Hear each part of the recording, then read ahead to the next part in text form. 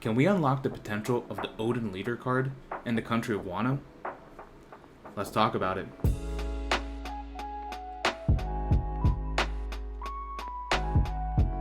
What's up, captains? Welcome back to The Other Decks. My name is Casual Dobo, and today we're going to be taking a look at the Mono Green Kozuki Oden deck for the One Piece TCG. Now, before we get started, you might notice that I have a bit of a glow, a shine, a luster, and that might be because we just recently passed 900 subs on the channel. It's honestly an incredible milestone that I never dreamed of hitting when I started this, so it's incredible to see, and thank you to everyone who subscribed, whether you subscribed in the old days, the current days, just last night, just 3 minutes ago. I appreciate you all and hope that you're enjoying the Digimon and One Piece TCG content. So yeah, the shine could be from the fact that we crossed 900 subs, but it could also be from the fact that my air conditioning broke and I'm sweaty. Speaking of sweaty, the One Piece TCG is coming out very soon, this Friday in fact, and some people are trying to get into the competitive mindset, start playing around with some of the reveals that we've had. Well, now that all of the cards have been revealed, people are starting to build their decks, and I'd like to throw my hat into the ring and present to you what I think could be a pretty powerful and competitive deck for set 1 of the One Piece TCG. And it is Kozuki Oden, Wano Country Tribal, with a little bit of surprises splashed in here and there, but for the most part we are trying to activate some very powerful when attacking abilities that synergize with either suspending our opponent's characters or giving us more resources to use. There's also a couple ways built into this deck that will also protect our creatures, but we'll talk all about it in a bit, and hopefully soon you'll be able to see this deck in action, because I am currently working on editing some gameplay footage of this. So if that's something you're interested in, let me know in the comments down below, and while you're down there, give this video a like and consider subscribing to the channel for more One Piece TCG as well as Digimon content. We're covering the Japanese meta for the One Piece TCG, the English meta for Digimon, so if you're into those card games at all, this is probably a good spot for you. But that's enough talking, that's enough intro from me. Let's just go ahead and jump right into the deck profile. Alright, and just like all of the One Piece TCG deck profiles we've done so far, we're going to start off with our Dawn curve just to give us a little bit of sense of the overall breakdown of what this deck looks like. So as you can see, we are playing sort of in the 3 cost range, kind of heavier towards the low end, just because a lot of our Wano Country and Red Scabbards cards are kind of lower costed, but they have incredible effects, and so definitely want to utilize a little bit of that, and it feels very much like a swarm the board sort of type of deck. However, a lot of our secrets do come in the 5, 6, and 8 cost range. The other thing I wanted to mention here is that we are running about 35 counters. Now, of those, 4 of them are from event cards, 4 of them are plus 2,000 counters, and then 27 of them are plus 1,000. Alright, so now that we've checked out the Dawn curve, let's go ahead and jump right into the ratios. Alright, and here we are at the ratios, and in case you're wondering, I built this on onepiececardgame.dev. I'll leave a link down in the description below. But starting us off with the deck profile, let's check out our leader, Kozuki Oden. Mono green, so you can only play green color cards in this deck. 5,000 power, 5 life, so you're pretty standard mono color leader. Has a very interesting ability. Activate main once per turn. You can trash 1 Wano Country type card from your hand to set up 2 of your Dawn cards as active. Essentially, you're sacrificing 1 of your cards from your hand in order to give yourself 2 more Dawn, which you can use to either play more cards onto the field or save it for some of our event cards, our counter events. But this is a very good card and kind of structured the way I wanted to build this deck. So obviously, like I said before, the Nine Red Scabbards cards, which are our main attackers for the deck, have lots of really good when attacking abilities.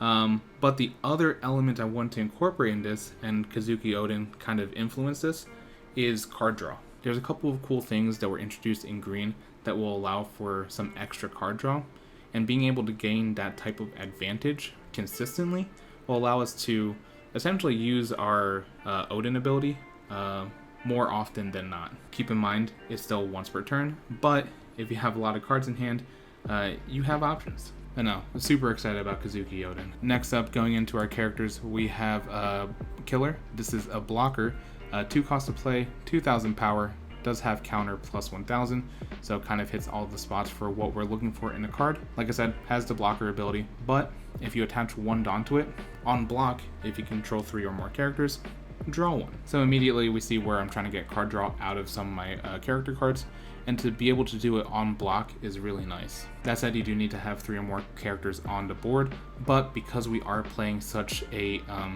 lower to the ground deck, kind of playing into 1s to 2s to 3s, swarming the board is a little bit easier for this. So yeah, 4 copies of Killer. Next up, we do have 4 copies of Kozuki Momonosuke. So 1 cost to play, 0 power, but doesn't matter because it has an awesome effect, and then also has counter potential at plus 1000. Activate main, 1. So that means in order to activate this ability, you do need to rest 1 Dawn in your cost area. Then the ability reads, you may rest this character, look at 5 cards from the top of your deck, reveal 1 Wano Country type card, and add it to your hand. Then place the rest at the bottom of the deck in any order. So this is really cool, and something I didn't point out with Oden is that it specifies Wano Country type card. It doesn't mention character. So you can look for both your events as well as your characters. Same thing with Oden, you can pitch either a character or an event card. But no, this is a fantastic searcher, definitely one that you might want to consider mulliganing for. Is that a verb? You might want to consider doing a mulligan in order to get it, as it will allow you to find a lot of your key pieces. Next up, we do have 4 copies of Izou. So 3 cost to play, 3000 power, counter plus 2000, which is probably the main reason why we put 4 of in this, but also has a fantastic on-play ability, rest one of our opponent's characters with a cost of 4 or less. So this is cool because there's a lot of problematic characters that are 4 or less, but you can play this to tap down something like a cheap blocker, a problematic character that gets a power buff on their turn, or a character that you just want to KO. Now, the one thing to keep in mind is that, and this is for other abilities, you can pitch this with Oden, but some of our other characters specify 9 Red Scabbards, right? And Izou is not one of them. So as just a general rule for anyone in the TCG, make sure you read your cards before you play and use effects. Next up, we do have 4 copies of Okiku. So this is a 3 cost to play, 5000 power, so a natural attacker, however, no counter potential. But I would say that Okiku is one of our main attackers that we want to see onto the board, because Dawn times 1, when attacking once per turn, rest one of our opponent's characters with a play cost of 5 or less. And this honestly puts in a lot of good work, just because you can tap down things like Blocker Law, the SR, right? The Blocker Crocodile from, I believe, the starter deck. The one that if you attach 1 Dawn, if it blocks, you can return a 2 cost. If you tap it down, it can't block. And so this is really good for potentially clearing any potential blockers so that you can swing fairly freely into your opponent's leader. Now, before anyone gets any sort of funny ideas, you can't attack the card that you suspend, right? Because in terms of order of operation, you have to declare the attack in order to activate the trigger for this ability. And in order to attack, you need to declare your target already. So most likely, you're going to want to declare the target as the leader so that you can potentially get that 1 life off, and then go ahead and suspend your opponent's character. But no, this is a solid attacker, and plus at Dawn times 1, that is a 6k attacker to rest something and potentially take a life. Next up, we do have 3 copies of Cat Viper, 2 cost to play, 3000 power, counter, plus 1000, so hits the trifecta of what we're looking for in a card. And then on play, rest one of your opponent's characters with a cost of 3 or less. So very similar to the Izou, just slightly less in terms of what it can target. But this is a very cool card that has 3 typings associated with it, Minkfolk, Wano Country, and 9 Red Scabbards. If you want, you can try and bump this up to 4 and replace it with something else, but I feel like 3 is good enough, just because I'd rather see Izou in most scenarios for that on-play rest of 4 cost than I would Cat Viper. Moving on, we do have 4 copies of Ashura Doji, so 3 cost to play, 4000 power, so pretty close to being a viable attacker, counter plus 1000. However, its ability will cover any sort of power differences. So Dawn times 1, if your opponent has 2 or more rested characters, this character gains plus 2000. So Dawn times 1 makes it a viable attacker, being able to swing for 5k, and then using some of our abilities like we talked about, the Okiku when attacking ability, Cat Viper to suspend something else. We can get Ashura Doji to activate his ability pretty consistently. Is it going to happen all the time? Certainly not. but for a 3-cost character card to potentially have 7,000 power into your opponent's leader, that's pretty solid. Plus, it is a 9 Red Scabbards, so it does have some pretty good synergy with our Kinemon, which we'll talk about later. Next up, we do have 4 copies of Dogstorm. So, 3 costs to play, 4,000 power, counter, potential, plus 1,000. Dawn times 2, so you do need 2 Dawn attached to it, but when attacking, set one of your Dawn as active. So yeah, lots of abilities that require Dawn and require us to attack, but once we get to the middle and late parts of the game, Dawn resources don't necessarily become that much of an issue. Real quick before I move on, I will note this does not have once per turn, and that's important. Moving on to our other characters, we do have 4 copies of Rizo, 3 costs to play, 4,000 power, counter potential, plus 1,000. But when attacking, once per turn, if you have 2 or more rested characters, draw 1. And because we have so many when attacking abilities, if our board is set up correctly, we should be able to get the 2 rested characters no problem. And once again, this is another example of my desire to have more card draw in this. That way we have more resources in hand to potentially use our Oden leader or other things. Next up, we do have 4 copies of Yamato. So Yamato is a 5 cost to play, 5,000 power, counter, plus 1,000. So it hits the trifecta. This card's name is also treated as Kozuki Oden, which is a nice nod to the anime and the manga. Double attack, which means if it successfully swings and hits your opponent, it does do 2 damage. And then banish, when a character deals damage, the target card is trashed without activating its trigger. So even if it has a trigger ability, it won't go through, and it doesn't get added to your opponent's hand. So this is a very powerful combo of attacks. Yamato is very good. And sure, Yamato is not a 9 Red Scabbard, but they are a Wano country, which means you can sacrifice them with the Oden if you really wanted to. You can use it for counter potential, but most likely you want to get at least one of these on the board so that you can start swinging into your opponent's leader and doing some real massive damage. That said, everyone knows about Yamato, and so this is an instantaneous block, deter, just don't let the attack happen. And as a quick note, just because I don't know how many people know this, but there was some sort of Q&A that sort of elaborated on some of the rules, and one of them was in regards to double attack. So when a character successfully attacks a leader, it automatically deals those 2 damage. So this is a little bit different than security checks in Digimon, right? Because when you're doing security checks in Digimon, those are revealed one at a time. And so if there was something that would delete the Digimon, the rest of the attacks would not go through. In the One Piece TCG, even if something were to KO or return Yamato to hand, both damages still happen because the attack is successful, and by definition of double attack, it deals 2 damage. So something to keep in mind for anyone who is playing Yamato as well as playing against Yamato. If you're the opponent, just block. Just block. Next up, we do have 3 copies of Kinemon. So on play, if our leader is Oden, which it is, you may play 1 9 Red Scabbards type character card with a cost of 3 or less from your hand. So this is really cool because it gives us some flexibility depending on how the board is set up. If we're kind of bare bones for characters, it can allow us to play one of our primary attackers for free. If our primary attackers are already out on the board, it allows us to play something like Cat Viper, right? That will then suspend one of our opponent's characters. So this is pretty solid, but its when attacking ability is even more solid. Dawn times 1, when attacking, once per turn. Set one of your 9 Red Scabbards type characters with a cost of 3 or less as active. So essentially this allows one of your other samurai to attack twice. And to leave Kinemon real quick, we did mention a couple different things, namely Ashura Doji, especially if they have 2 or more rested characters. That is a 7k attacker that can potentially swing twice. And the other thing I mentioned was Dogstorm. Remember how I said this wasn't once per turn? That's right, if you attack with Dogstorm, unsuspend it, and then attack again, that means you can restand 2 Dawn as active. That's kind of where the restanding shenanigans end, just because there's not too many effects like that, but those are some pretty good targets. And as a reminder, it does specify 9 Red Scabbards, so that means you cannot unsuspend your Yamato, your Izou, or your useless Captain Kid. And we do have 3 copies of this because it is a really good card. So what's it do? It has 8 cost to play, 8,000 power, so you're probably going to see it towards the late game. but it stalls so much once it's on there because of its abilities. So, Dawn ×1 on your opponent's turn.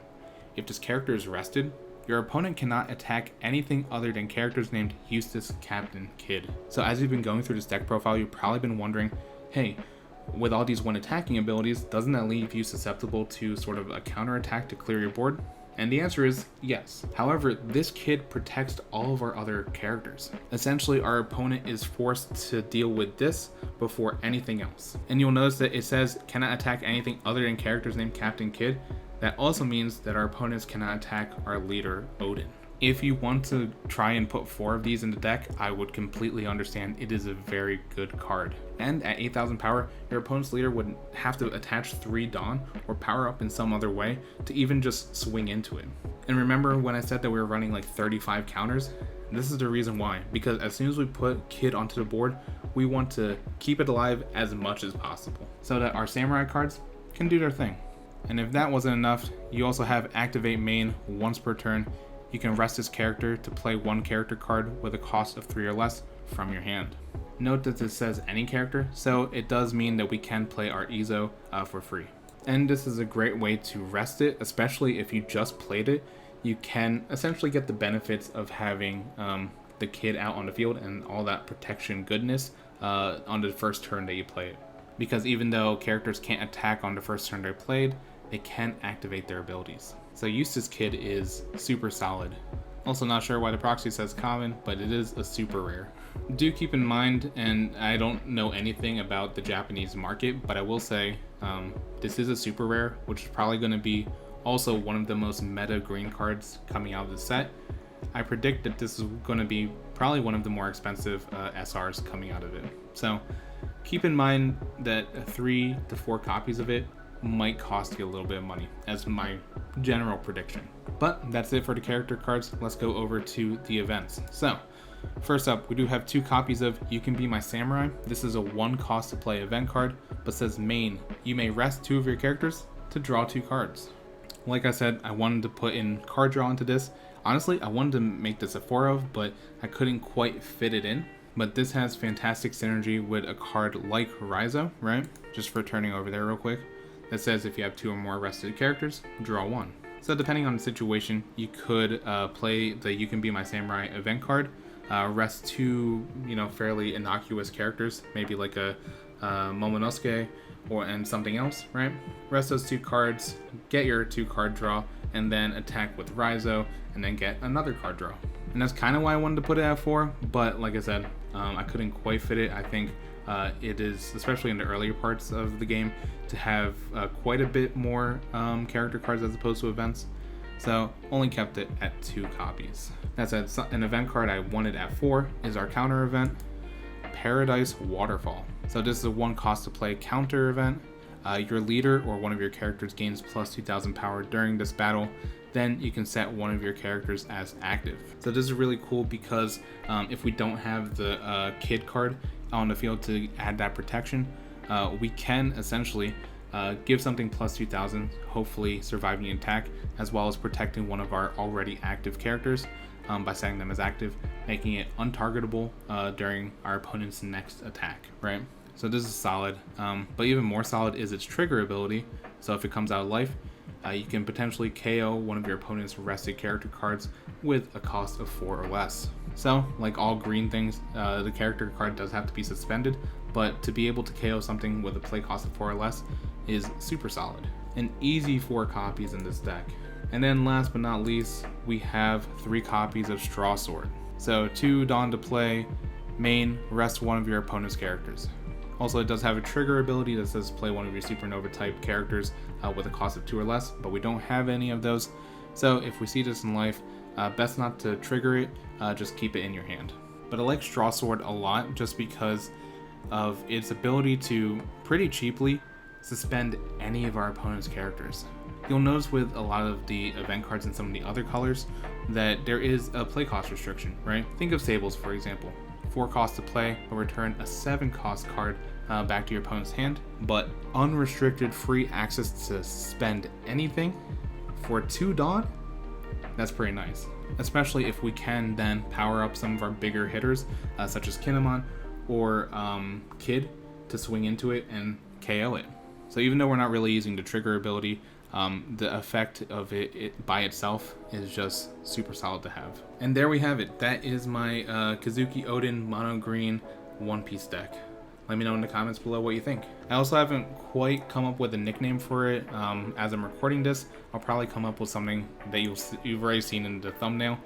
But I'd like to know, what would you call this deck? I'm leaning between something like Oden Multi-Attack Samurai or Kid is OP. I don't know. We'll figure it out. But yeah, let me know what you think. And if you enjoyed the video, please give it a like and consider subscribing to the channel. We're going to be doing a lot more One Piece deck profiles as well as some gameplay video, so you'll want to check that out. And if you have an interest in the English meta of the Digimon TCG, we also do some of that as well. BT9 is coming out, pre-releases this weekend actually.